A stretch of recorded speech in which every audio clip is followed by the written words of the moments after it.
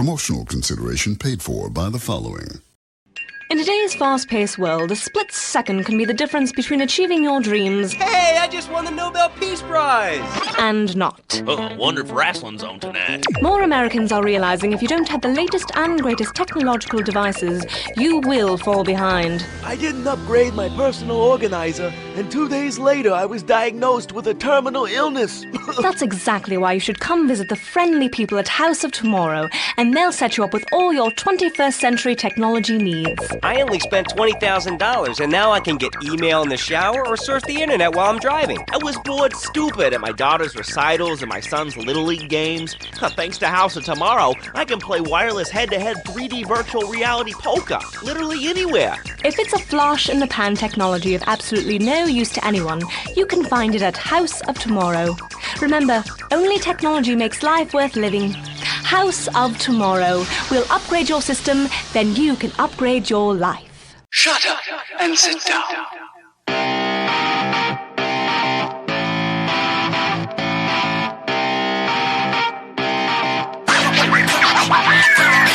What's up, everybody? Welcome back to Third Shift. It's episode 394.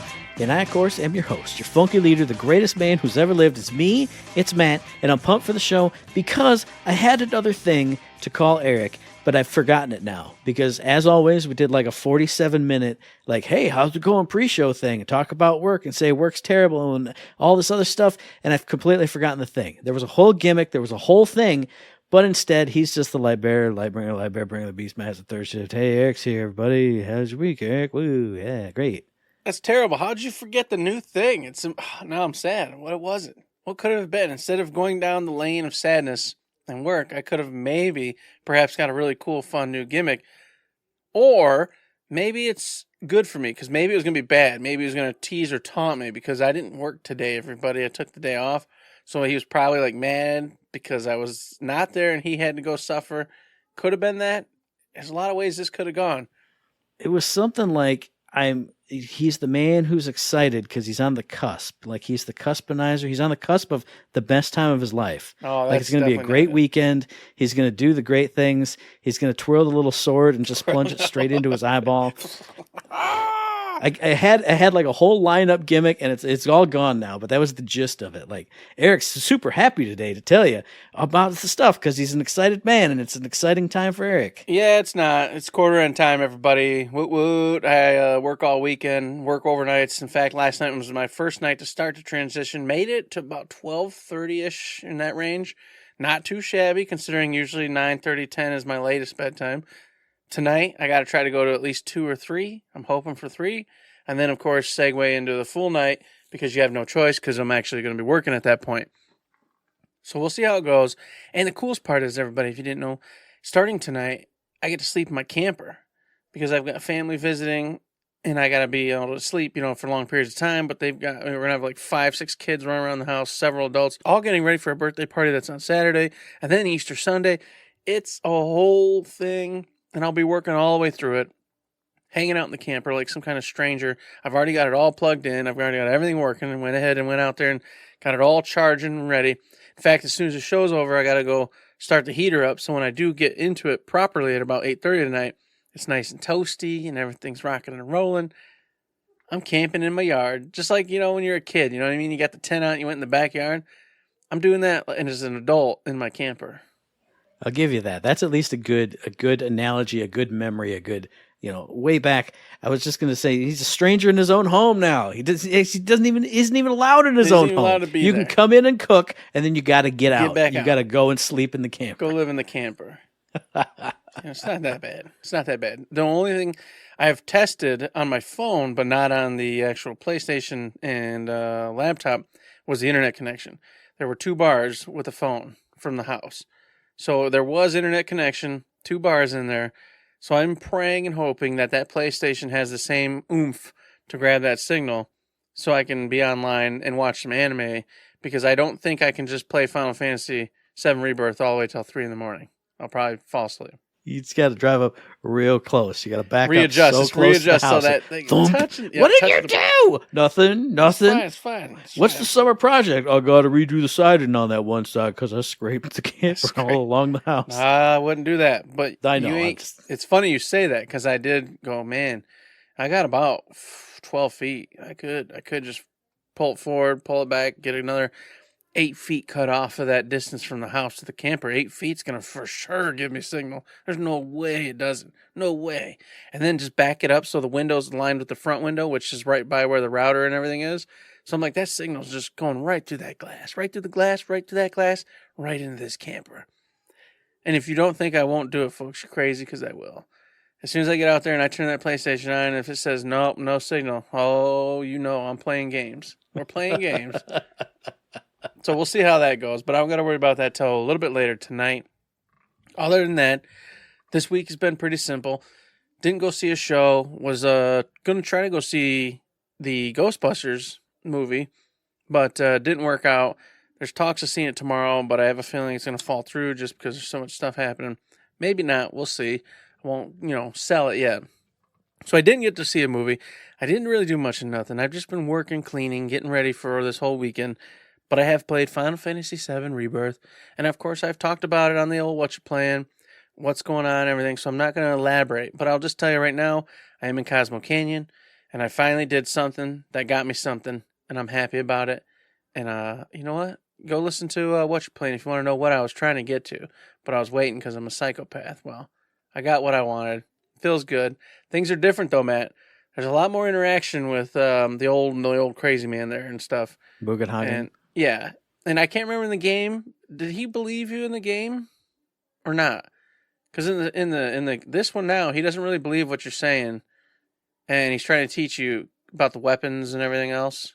Or did you not talk to him at all? Isn't he the one who told you like the whole story? That's what I thought. Like there's the giant cutscene where it goes out into his planetarium gimmick. Well, yeah, he does that part, but he doesn't believe you about the weapons.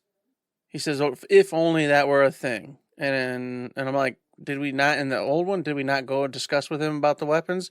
Was that not a thing? But it had to have been because Junon happened already, so they knew about the weapon. And who else would know about weapons other than him? Because he knows about the live stream. The whole live stream and everything else. Thing. So I'm a little confused right now, and right now he's got me running around doing a bunch of classes. So I got a little bored last night while that was happening. But mind you, it was late at night. It was way past when I normally stop playing video games and just let my brain turn off because I was trying to last longer, you know what I mean? So I was getting a little, okay, I'm tired of going to these dumb classes. I'm going to shut it off for tonight.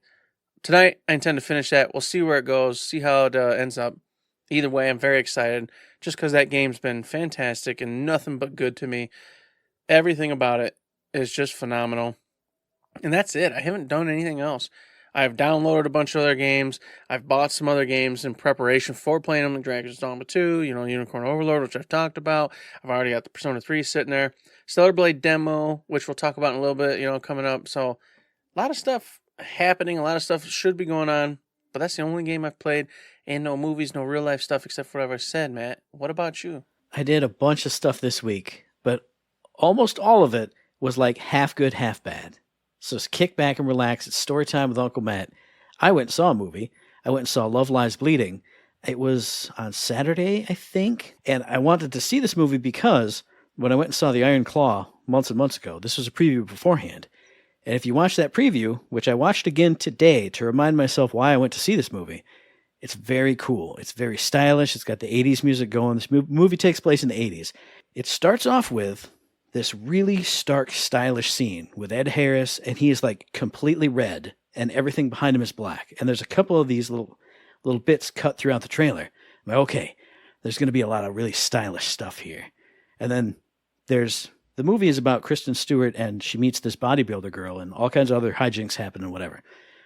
But there's also scenes in the trailer of the bodybuilder girl like flexing in front of a mirror, and then it like zooms in on her muscle and it like bubbles out like crazy.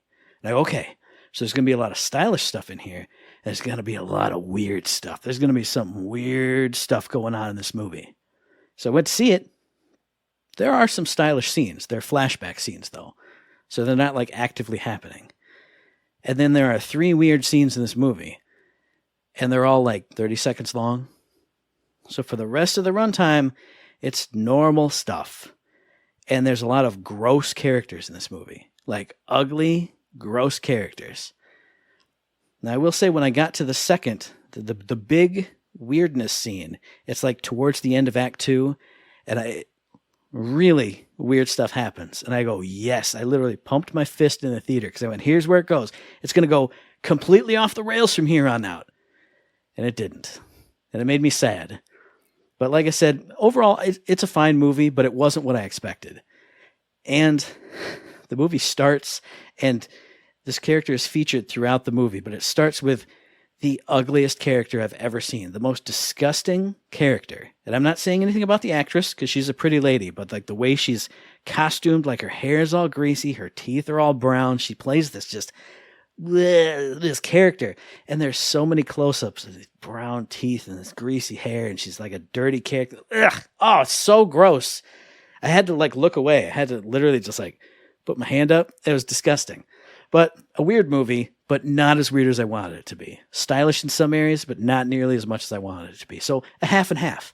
Other thing that I did this week, went to the Wharton Center to see a group and a performance called Small Island Big Song, which was phenomenal. This group, I think it's like a whole like musical group, but it's a bunch of different musicians who have traditional roots to indigenous peoples from small islands in the Pacific, so like all around. And they play traditional instruments, but they all come together, and it was really cool. Like there was lots of singing, dancing, traditional music like drum solos and stuff. It was phenomenal. That was great. The person who I was with did not have a great time. So there's the good and the bad, but I love that performance. It was great. The other thing they did was they had like a big video screen behind them. And so as they were playing their instruments, this person got highlighted. You'd see tons of like drone flybys of stuff of like the beautiful landscapes of these islands. And it was one of those moments where, like I said, when I played Microsoft Flight Simulator, when you think of the world, you think, oh, idiots and dummies and whatever. Look how beautiful this world is. Like there are places that's just completely unspoiled rainforest. There was a guy from Madagascar, and they had like those weird trees that look like a giant root, and then they come out like all weird and flat on the top. It's like this whole row, this whole street that just went down and just all these trees. And I went, God, that's beautiful. It's crazy. Something you would never see in your entire life. So great performance. Then the next show I went to, Saturday night, went to the Wharton Center, Lansing Symphony Orchestra. They had a Masterworks concert. And one of the pieces they played was a Beethoven violin concerto. So they had a soloist up there going back and forth with the orchestra. But the thing is, I hardly remember anything of this show. Because sitting next to me was this older Asian lady, kind of tall lady, doing the very first solo. There were like two big solo pieces that person did, and then, other symphony stuff was done.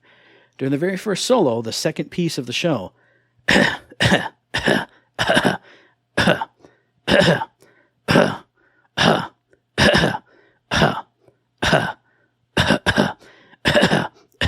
no joke, for like 5 minutes, nonstop. And I go, oh, I'm not a germs guy. I'm not a germaphobe. I'm not a gross out guy. But I'm just like, what?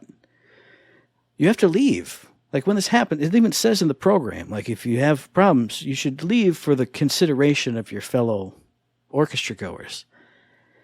So I'm the little temperature gauge. I'm a cartoon temperature gauge, and I'm filling up red. And she goes, she grabs her coat, which is one of those kind of coats. It's folded up in a square on her lap. She takes it and she starts turning it end over end. She does this 4 times. And then she does the thing where you tried to suppress a cough, but you make a weird noise. She keeps turning this coat over and over and over and over. Zip finally finds the pocket, which has just been on top because she's not turning it over. She's rotating it. Pulls out a cough drop. Oh, thank Christ. Puts it in her mouth. Cough stop. Okay, I'm starting to cool down. I'm starting to get less red. Then I feel a fumble. Because she's on my left side. I feel a fumble of a hand against my left leg. A fumble, fumble, a fumble, fumble. She comes up with a Kleenex. Okay. Wipes her mouth, spits some stuff out. But then I feel a fumble next to my leg again. Fumble, fumble, again. Fumble, fumble, again. Then I feel a fumble on the hand, and Eric's the only one who'll see this. Goes down next to my leg and makes a throwing motion, like underneath the seat. And I go, you can't just throw your used Kleenexes on the floor. You can't do that. You have a coat here with a pocket that's open. Now, I've had to use a Kleenex before. At the movie theater, at the show theater, you put it in your pocket. You put it in your pocket. You don't put it on the floor, or you put it in some other trash receptacle. She threw it on the floor.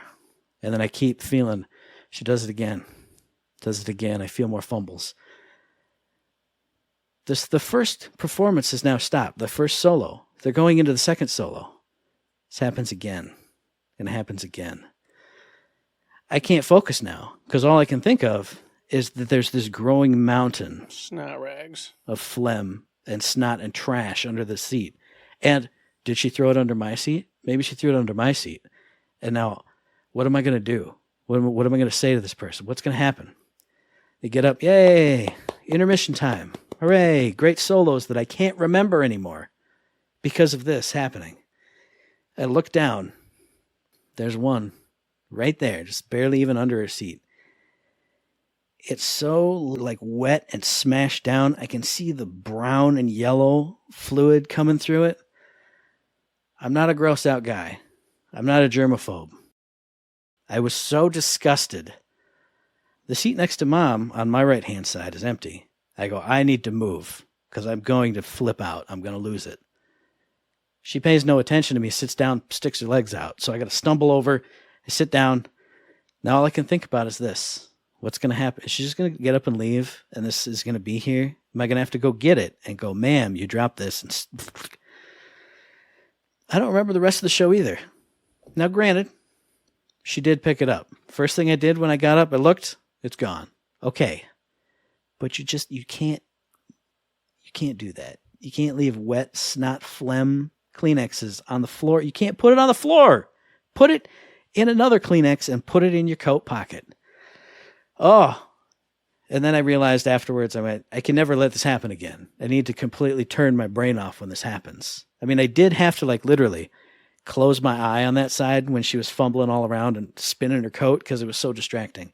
Oh, it was horrendous. Just awful. So there's the story of that one. Every single thing I did outside of the home, outside of the video games, half good, half bad, or not as good as I wanted it to be. Well, it was as good as I wanted it to be, though, was Unicorn Overlord. God damn, that game is great. The game is awesome. I have so many cool units, and I love doing every single thing in that game. I've got so many things, and I got so much stuff to do, and I'm not going to go into it because I've taken up a lot of time already.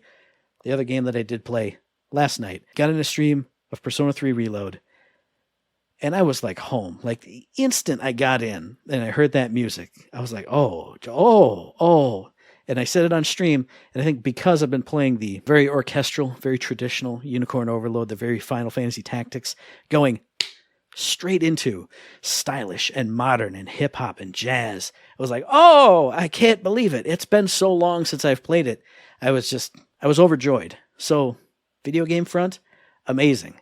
Real life front, don't ever leave the house again. Just play video games. That's the lesson of this week for Matt. Don't ever do anything ever again. Only play video game. Yeah, I agree with that. That sounds legit, man.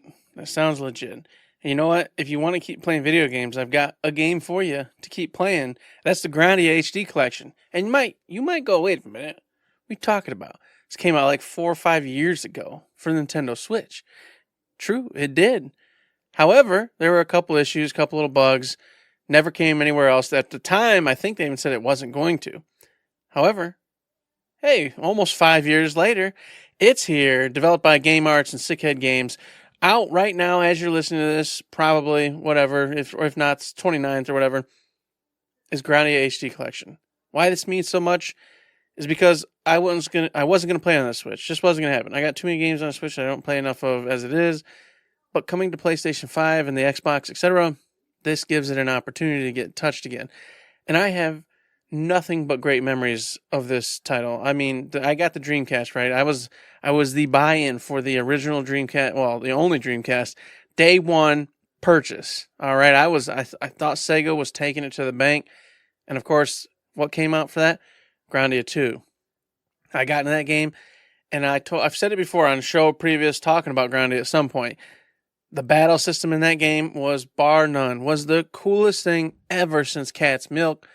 You had attacks, you had defensive skills and everything, and you had a bar down there that showed when the next person was coming up for their attacks or their turn in general. So you could take and do combos that would slow your enemies down or stop them right in their tracks or bring somebody else up to go ahead of them. Just the ways in which you could make the battle go your way just by this one little system, this timing system, was incredible. And they knew it, and so they used it for like boss fights, for everything. There were so many boss fights where you had to, they're going to do the Tentacle of Aurum. You can't let the Tentacle of Aurum hit before the Shield of Aravia goes, period, or you're going to die. And you'd see them start tracking. Stress levels rising. You're frantically going, what character has a stop? What has a slow? What's going on? Who can I jump ahead here? So you're trying, I gotta get this character up to do his move that can stop that, so that way the shield hits before that tentacle hits. They did this throughout the entire game, and it was fantastic. So I can't tell you enough. I don't know why Grandia hasn't come back, but you can at least go play the HD collection. What did they do in it? Well, they took Grandia the original and Grandia 2, not 3, not any of the others, only 1 and 2, and they did the usuals. They upscaled it, cleaned it up, made everything softer, feel better. All the sprites have been completely redone. All of the little anime, pictures and stuff for when they're talking and having their exposition, those have been redone. It runs at 1080p. It's all smooth and whatnot. If you want to go play an RPG from the past, that's fantastic. Or 2 of them, in fact, but especially 2 for me. These 2 titles you're going to want to get your hands on in this one little box of Grandia HD collection, because these are some RPGs for the books. They were fantastic and fun. 1 was a little more goofy and satirical. 2 was a little more serious. You were actually playing like a bounty hunter and trying to save the world from the literal devil, doing your thing. So if you want a little more fun, play 1. If you want a little more serious, play 2. But overall, I think 2's system was like perfected from what 1 established and started to put together. So I think it's a better title overall. But 1 and 2 are both very, very good. And I would highly recommend you check these RPGs out, because they shouldn't be left alone. And if we get enough people clamoring, man, maybe, just maybe, we'll see Grandia again in the future. And I'll also jump in to say that these have been on PC forever, and I have them, and I still haven't played them, but they were going to be in this year of RPGs, but now there's way too much. But even when this came out, I saw it on the PS5, and I went, I want to get it physically, to have it, because that's me, and that's how I am. So I will definitely back you up. Grandia HD Collection. I haven't played either of these 2. I played 3, so I know how good the systems are and how good the stuff is. But I'm going to tell you, it's finally time. It's here. Pepper Grinder has arrived. As of today, as we're recording this, the 28th of March, developed by RH or REC. I have no idea. I've heard people say RH, so I'll just say that. Published by Devolver Digital. This is out for PC and Nintendo Switch. This is the game where you play as Pepper, a young girl who is marooned on an island. She gets all her treasures stolen away, but she finds this motorized drill, this giant drill. It's like as big as she is, and she goes, vroom, vroom, vroom, vroom, and use this drill for combat, for traversal, for great good times, for collecting all kinds of things, and just zooming and like Echo the Dolphin spinning through stages, through the dirt, through this, through that, through the water, underwater, skipping over the water, doing all kinds of crazy stuff. You get a grappling hook, so you could do all kinds of swingity-dees as you're drilling through and fighting the enemies. And there's not a lot to say. Like, watch some trailers, watch some gameplay. That's what you're going to get out of this game. And it's not a lot to say because it's a pretty short game. I think you have 5, not stages, but like 5 environments. You got some stages throughout there. And the game itself is only going to last around 4 to 6 hours, like on the first playthrough. Once you beat all the stages, then you do get time attack modes, so speed running is encouraged and looks really sweet. The movement in this game looks so smooth and cool and awesome as you're drilling and you're making all these curves, and then as you get out of whatever you're drilling through, whether it's water or dirt or ice or sand or whatever, you can kind of shoot out and you go on this beautiful arc into the next piece. And what I'll say too is that what I love is I watched somebody play through like World 1-1, like level 1-1, the very first stage. And what I love is in what I saw of that, they've built in secrets for like if you kind of come out of, if you're supposed to come out of the dirt and sail on a 45-degree angle, essentially, into the next patch, they've made some secret areas in that level that I saw where if you come out at a suboptimal angle and you don't hit the dirt patch, but you hit the wall over here, you hit a spot and it goes and drills out a whole secret area. So they've even thought about, if you're not great at the game, here's something that's going to make you feel a little better because you're going to get some gems from the secret area over here. And it looked like so natural. Like the guy just barely missed it, but then he sailed in this parabola down to vroom. It was a perfect setup. Like it was crazy cool, crazy good. Like I said, it's a pretty short game. You can use these gems for some cosmetics, some unlockable stickers for a little sticker album you can do. You can do the time attack modes. If you get, I think there are 5 extra coins you can find like hidden throughout each stage. If you get all of those, it unlocks a kind of a traversal-based stage for that world, which is kind of, expert mode for your drilling, for your jumping, for your doing. Just looks like a lot of fun. Fun pixel art graphics, fun soundtrack, fun gameplay. It's only $15. What more do you want? A quick hit indie experience and just stylish and fun. Like I said, just watch some gameplay of it, watch a review. Nothing else is going to look like this. Nothing else is going to play like this. Just seeing swirling around, grabbing up all the gems. If you love collecting stuff, this is the game for you. There's so many gems. There's so many little floaty things. Like I said, watching the reviews of it or watching that level 1-1 gameplay, I said it before when we talked about it. Man, they missed that one gem.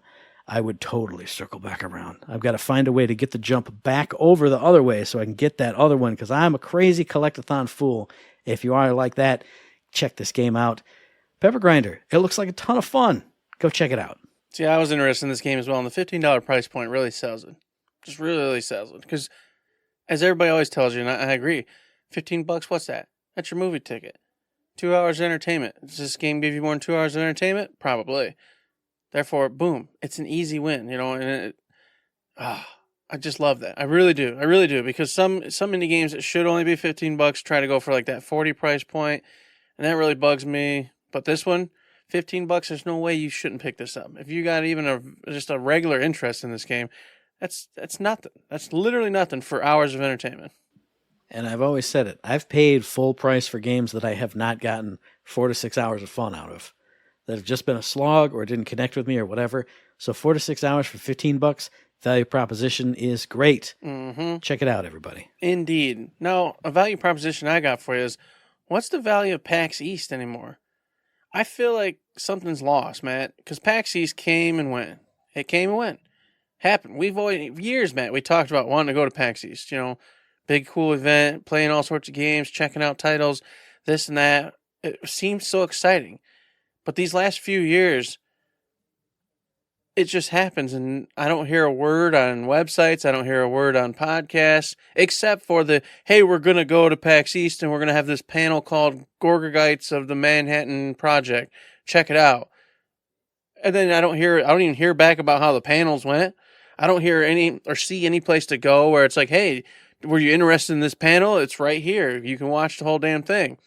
You got to search for if Rooster Teeth, whatever, former Rooster Teeth done something, you'd have to go to there, and then you'd have to hope that they put them onto the YouTubes, which sometimes they don't. Some of these websites they don't, or they'll put it behind like a Patreon paywall for you to actually see the panel videos. But I don't know, man. I just don't, and I don't hear about game releases anymore. Nothing like that, coming, which it never was huge for game releases. But I feel like there was always oh, hey, the top 10 cool indies we saw at PAX East, the top 10 big games we saw at PAX East. And unless you go searching now, it's not on the front pages of any of the big websites. You actually have to go in there, and it's like some sub file for some, third-party guy they paid to do some stuff on PAX East. I don't know, just weird. I feel like it's changed.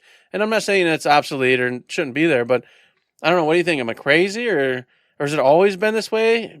I don't remember it being this way. I feel like you're crazy, but I want to say, you talking about value proposition, I thought you were segueing into a different topic, but it's not on your show notes. It's on my show notes. And I went, here he goes. He's doing it right. PAX East, what? Oh, man. Now, I will say, I feel the same way, because it felt like before COVID, before pandemic stuff, PAX East was like the thing, and everybody would be posting up their stuff. Like you said, there were always panels. And in general, and I don't follow nearly as many video game outlets as you do, it was like, oh, PAX East was this week. All right, well, and then I never heard anything. Mm-hmm. But I did do my due diligence as soon as I saw it in the show notes. I went, okay. I went to Google and I said, top games from PAX East. And there are some websites that have them. There are some that do it. Yeah. One of which is Kotaku, which we should mention Kotaku's... a little bit later because Kotaku has their own big spiel going on right now. But I went on to, I think, Digital Trends, and they had like top 5 games. And a couple of them are games I'm interested in. One being Dustborn, because that's that game where words are power, and you're kind of traveling around with a motley crew, and this character can literally say the thing, and it happens. And I went, hey, that game I remember. I hadn't heard anything about it since that reveal trailer, so I watched a little trailer of that.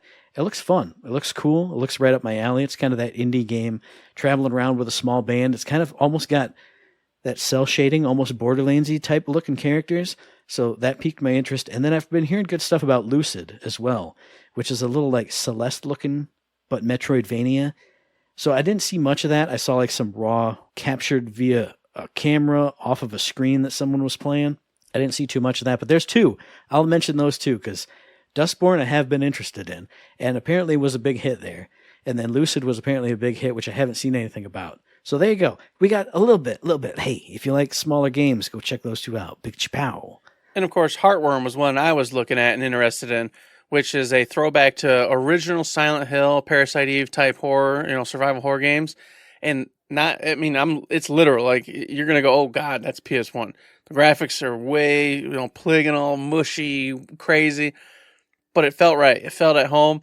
The only thing I didn't like was this game uses like a camera, like Fatal Frame, as your attacks to stop the horrors that are coming at you. I'd rather prefer just a more traditional route of you escaping using a gun or a melee weapon. But you know what? I can get used to it. I can get used to using a camera to stop these baddies as long as it has that punch that those old survival games had of that just weird, creepy, strange crap happening, which from the trailers it looked like it did. I want to definitely watch this one. So, I got one game out of there, and I just feel like, should be more. I want more. I want lots more.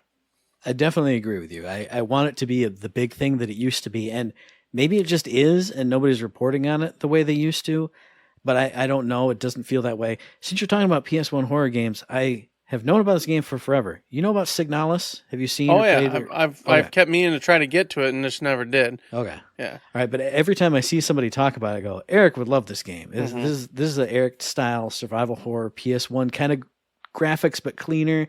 And I mean, even the story sounds interesting to me. So when you were talking about it, I went, I gotta remember what that game is because I've never said it to you like ever. Yeah. But I know that's something you would like. Yeah, I've always meant to check out Signalis, but as we always talk about, you got a billion AAAs hitting, or double A's, whatever you want to call them, and I just can't get to it. Like I said, we got to quit jobs so we can get to these games. That's what we got to do. And speaking of quitting jobs, hey, people from Kotaku have been quitting their jobs. I think it was the editor-in-chief quit his job recently, and it's because Kotaku, which I'm going to be honest, I'm going to be straight with you folks, I'm not a Kotaku fan. They do a lot of weird articles that I'm not into, like, hey, this game that you thought was cool, it's actually terrible. Like that kind of stuff. Yeah. I kind of stopped being a fan of them over the years, but apparently their parent company said, okay, you guys, we're not doing journalism anymore. You're doing guides, and you got to crank out like 50 guides a week. And everyone said, hell no, we don't like this. This is bogus. This is crappy. I worked on guides, and it was the most draining and horrible thing in my life, and I had to do like one a week, and it was bad enough for that. Now we got to do 1,000,000. So very strange things going on at Kotaku.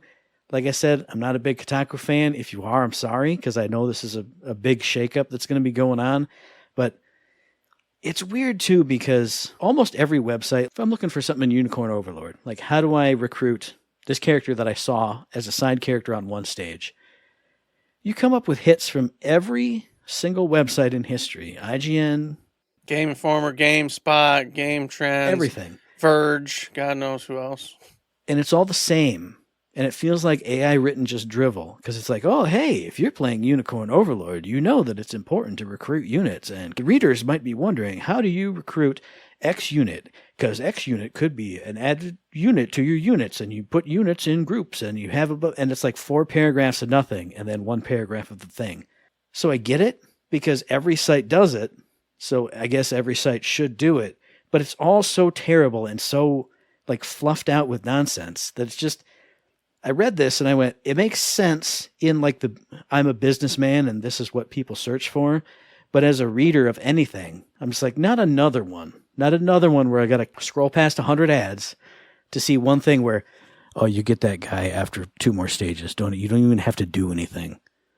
You couldn't just put that at the top. I know you can't, but like, I don't know. There's a side tangent for me. There's multiple things in this, though. Every site does this, though. They all do it. Every site does this, but they do this because it generates cash. I know. Because you're there for a specific piece of information. You're there to get that one tidbit. Well, to get you that tidbit, they need to make sure you see the 4 or 5 different ads while you scroll down to get to that tidbit. So therefore, they fluff out the article with something that may entertain you, maybe, most likely not, because you're just there to get the thing. How many button presses is it to do this? But that's just the way it goes. And then the other thing is, hey, you know what? There wouldn't be a reason they'd be stopping the journalistic portion if it made money. If their journalistic capabilities and abilities were so good that people were actually entertained and wanted to read those articles. They don't, obviously. They don't. There's more people like you and me than there are the other who want to read these bad takes on video games and whatnot through these individuals' journalistic skills. Sorry. The big man said, hey, you know what? We're generating more money off these little fluff articles and quick hit guides than we are off your articles. So we're going to just cancel that because it's a waste. And you're going to do 50 of these for us a week, which also I hear from other old school journalists is easy, is like fluff. It takes them like 2 minutes to do one of these things because it's just like you said. Most of it's just literary fluff. Boom, input, information, put it in a picture or 2, send. It's off to the races. Doing 50 of these in a week should be a cakewalk, but then you heard them all getting very upset saying that was way too much and it's insane. So I feel like in general, maybe this Kotaku as a whole, I don't know, I feel like there's just a lot of deep-seated problems there. And there's a lot of other issues, a lot of people who maybe don't want to actually work hard, just want to kind of give their feelings and express their things or that they were doing through their articles. I don't know. Let it go. Just, you know what, Kotaku, just head out. Like you said, there's a million other places doing quick hit guides. We don't need it. Just sell your name and start over somewhere. I don't know. And that's what people have been saying. And what people have been doing is, I've started my own video games blog. I've started my own this. I'm sure a bunch of ex-Kotaku writers will get together and make their own little side site. But it's just, I feel like maybe that's been needed anyway, because the Kotaku name, at least for me, in the video game journalism space, weren't they the ones that started this all with like when Call of Duty World War II became a thing again? They were kind of making fun of the Activision people for going out and researching the battlefields and getting the actual real audio of the guns and all this stuff and saying, oh gosh, what a hard job it is. Oh gosh, you guys just take vacations and fiddle-faddle around. And everybody had to jump in and say, we, the actual techs who are doing this stuff, it's hard work and it's important because people value this stuff. Like, I feel like that was a Kotaku thing, and that's what started my just lack of interest in it, because it felt so disrespectful to a lot of aspects of the video game, the business that everybody loves, that creates these things, and they were just kind of like, video games are stupid, we don't like it. And that's just the feeling that I got. Mm-hmm. And also, in that, when you start attacking someone's role, hey, you know what? When they come back at you years down the road and start saying, well, maybe you're useless, you're getting what you got. You know what I'm saying? You gave it, now you're getting it. So, hey, suck it up, buttercups. Get out there and hustle. If you're good at what you do, maybe you'll end up somewhere else, but it's a tough market these days. Everybody's firing everybody. So you might end up at your local news station doing some articles in Kentonville, Carolina, or wherever the hell you live. Hey, man, local news is pretty cool. Like, I would like to be on the news. Hey, I should have done it. I mean, I should have went news route. I'd love to be out there with my little mic interviewing people live. Hey, the storm came through. Hey, Jackson, what'd you think of that? Oh, it'd be a great time. I'd be the one in my suit with my, my stage makeup on. Oh gosh, thanks, Eric. Let's throw it to Billy Jim's over in sports. Oh, Chopper Dan, what's the traffic like today? Side tangent. Local CBS station. They're like right next to the 496 127 interchange. Mm-hmm. So whenever they do a traffic story, they're always like, I'm out here by the interchange. I'm like, you walked 5 feet down the road with the cameraman. You're just outside the building. You can see the building. You're not on location. You're not on location. You're Get just out outside. Here. You went outside. Yeah. Look at you. Good for you. You did something. You walk down by the subway so people can't see the subway in the shot, and you filmed over this way. It's great. Yeah, it is fun. What a good time. Maybe we'll see some of those folks in there in the future. Good luck to you. Godspeed. Kotaku, rest in peace, my friend. May everybody land on their feet, even if I don't like you, I guess. Whatever.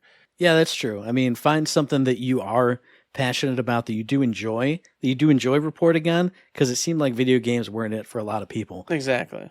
I mean, Kotaku itself might still be around. Maybe Kotaku's like the cool guide place. Who knows? So. Yeah, maybe they'll stop doing the fluff as much, and maybe all of a sudden it'll be a really cool, fun little thing to read while you're getting to that info. Maybe that's what they'll do. Surprise us all.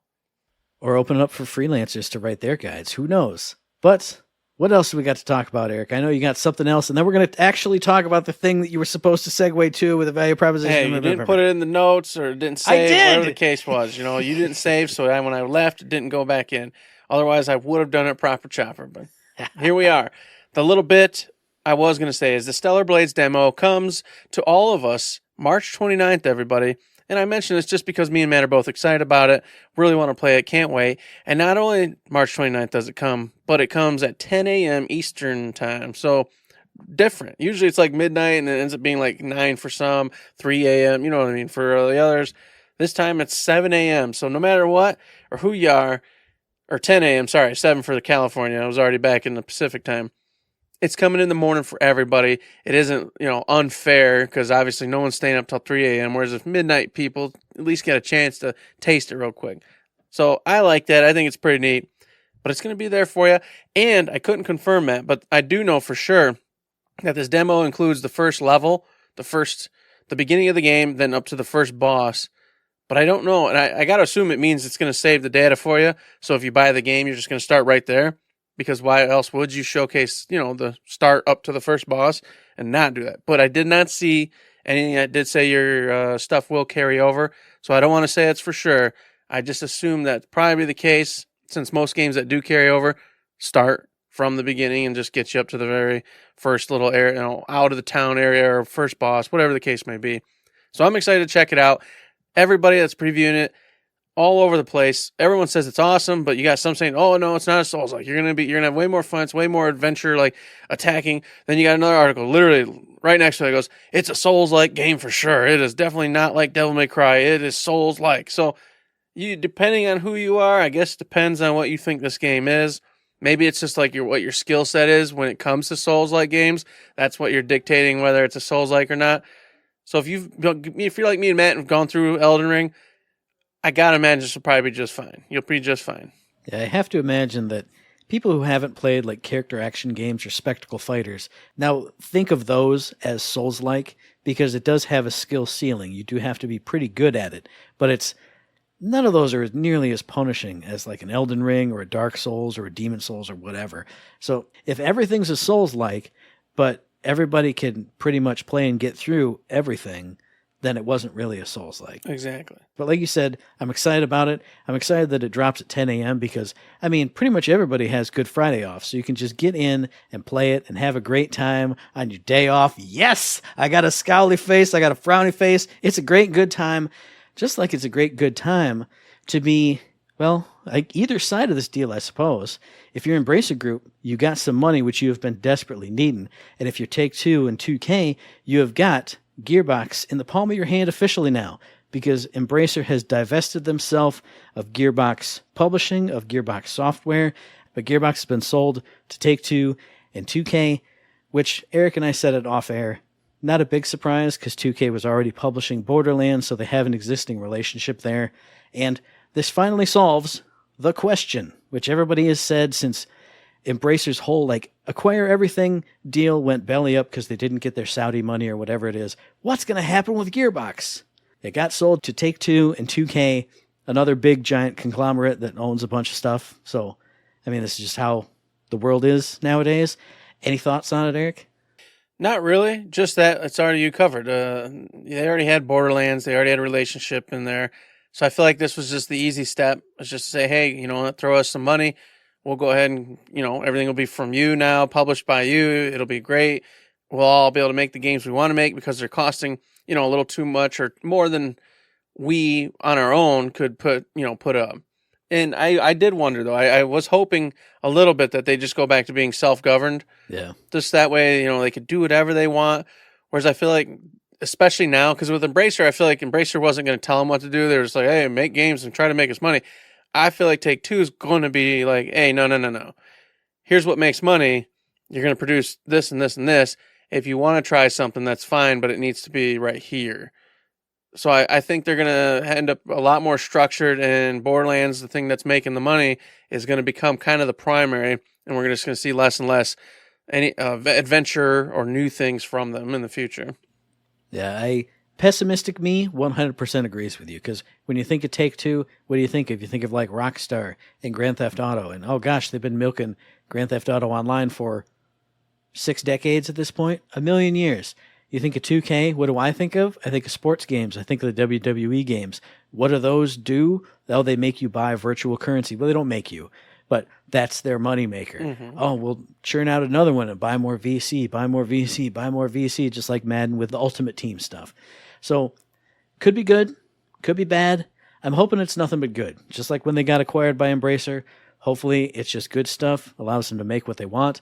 But I have a feeling that it's going to be, like you said, less adventurous stuff. There's going to be no Nukem Duke, because Nukem Duke doesn't sell. Only Duke Nukem 3D sells, because people know what that is. So make Duke Nukem 3D 30th anniversary, not just 20th anniversary. Do a 25th, then do a 30th, then do Borderlands 2 Classic Remastered Upscaled 4K now, then do Borderlands 2 Classic Upscaled Remastered 8K, and then I'll buy some cosmetics. You can buy some cosmetics from the cosmetic store. Who knows? Hopefully good stuff, but pessimistic me says hopefully good stuff. Well, we do know 2 games. We already know the next Borderlands is in development right now. Yep. So Borderlands 4 is being made. We know that. And we also know that a sequel to Tiny Tina's is apparently being made as well. So you're getting those 2 for sure. After that, who the hell knows? I mean, we know. No, we don't know. We don't know. Brothers in Arms game.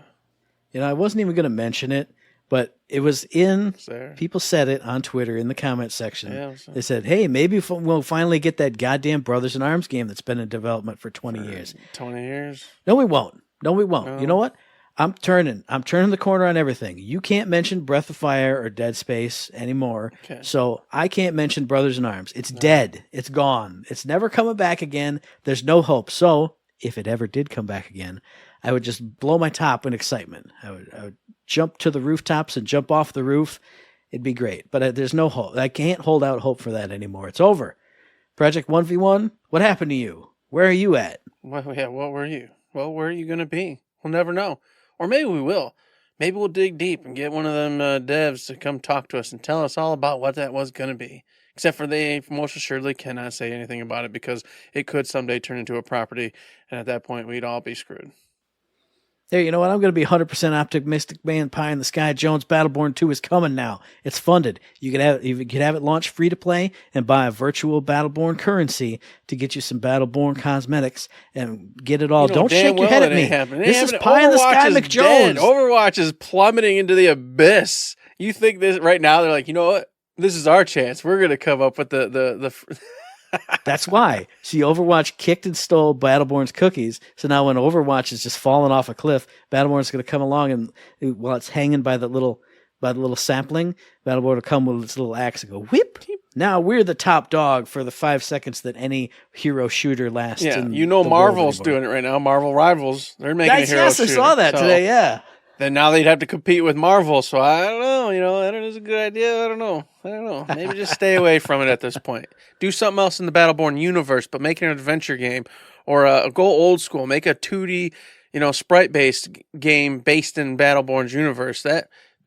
We've said this before on the show. Go a different route with the Battleborn universe. Don't try the hero shooter again, because that world is dying, I think. Now, obviously, I'm so entrenched in it now that this is all I think about. But I was like, what else could you do? You're talking about like a 2D shooter type of thing. I was thinking, what about like an RTS or something? You'd have to have like each of the, you got the 4 factions. Oh yeah. Each of those people could be a general. So now I'm thinking like you could do like a unicorn overlord type of thing. And they have all the units. They have all the units established with the baddies, etc. Yeah.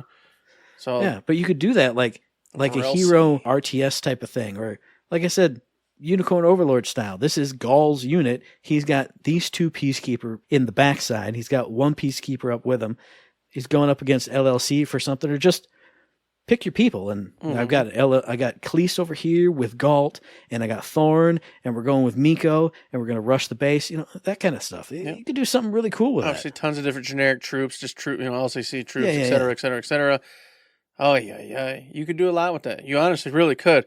And then you could even invent more types of the Varelsi, because they're just, weird monster-like creatures. So you could create any kind you needed to go ahead and put up some competition and or make people have to think about their strategies while facing said units, And you've got already a ton of versatility with your main characters, with Galt and Phoebe and everybody. They've all got vastly different ways to play and attack and heal and support, etc.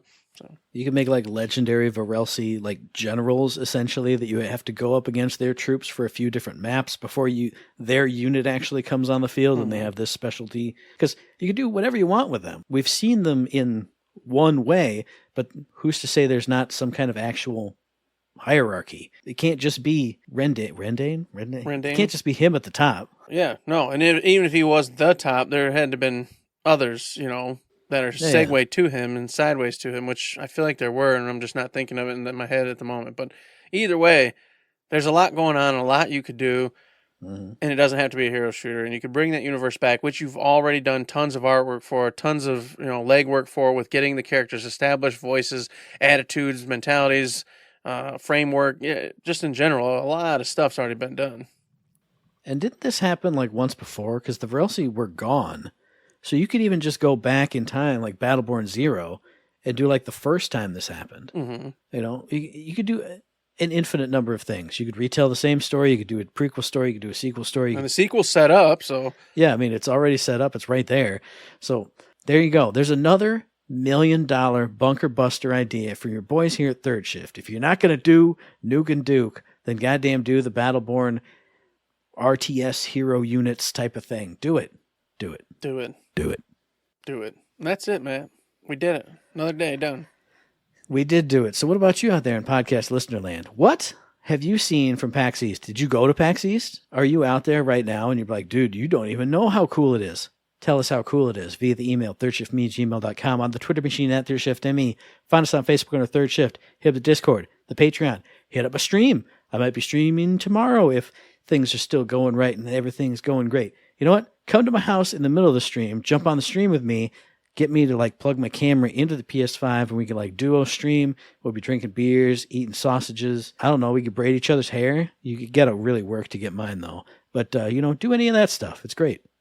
You could do all that, or you could head over to Patreon, throw a few bucks our way, because if you did that, if enough people were throwing enough bucks that way, me and Matt could go investigate PAX East next time, and we could tell you it's actually got a lot of cool stuff, or we could say nope, it's just some games and nothing too crazy. We could do that for you. We could be the eyes and ears, feet on the ground, happening. This needs you to head over there, throw a few bucks in to keep us rocking and rolling and keep us able to do stuff just like that. But if you can't, and you're like, no, I can't afford that. You know what? The eggs over here, they're like $4.90. Can't I do anything with eggs or $4.90? I can't. Sorry. I get it. I do, truly. You can, though, give us the 5-star ratings on the iTunes, give us the 5-star ratings on the Spotify's, because you know what those things do? Those get more people to check out the show, and maybe they are rich. Maybe they won the lotto. Maybe with that Jersey guy, he would see it, and he'd watch, and he'd be like, God bless, I got 540 million. What do? I'll give them 1 million of it. Why not? What the hell do I care? Boom. Changes everything. That's what you could do for us with a click of the button. See, talking about groceries got me sad. There's a brand of cottage cheese I always get because it's always good. It was like $6 last time I went there. And I went, you can't. This was like $3 and it was expensive at $3. Yeah. Now it's like $6. But you know what? You brought me back out because you talked about getting $1 million from a mystery man in New Jersey. I will do the New Jersey accent. I'll do the New Jersey podcast. We'll be doing it up. I'll put a little gold chain on here. I'll be wearing a wife beater. Out there in New Jersey, I'll be your brother. We will do it. We'll do it up. And if you can't do that, then at least listen to the very next episode, which will be dropping on or around the 4th of April. Eric's going to be very excited and exuberant and very energized for that one. It's going to be good. I'm not trying to dig at him. I'm just saying it'll be a short episode because it'll be a quarter-end episode probably. But you can find it on iTunes, on Stitcher, on Podbean, on Spotify, and on YouTube. And as I always say, hey, if you like what we're doing, you'd like to help us out, please give us a like, a rating, review, a comment, a subscription, any kind of good thing, and any one of those good services because it does help us out, and we really do appreciate it. Indeed we do. We appreciate it so very much. Everybody, you all are the best. You are absolutely fantastic. Keep being you, doing what you do, and listen next time to what we got to say here on Third Shift, and give us that 5-star rating that I'm always begging for. Just go do it. Come on. Help me help you. Let me help you. Come on, man. Yeah, with that, there's nothing else to say but Yeah, ciao. Don't forget to say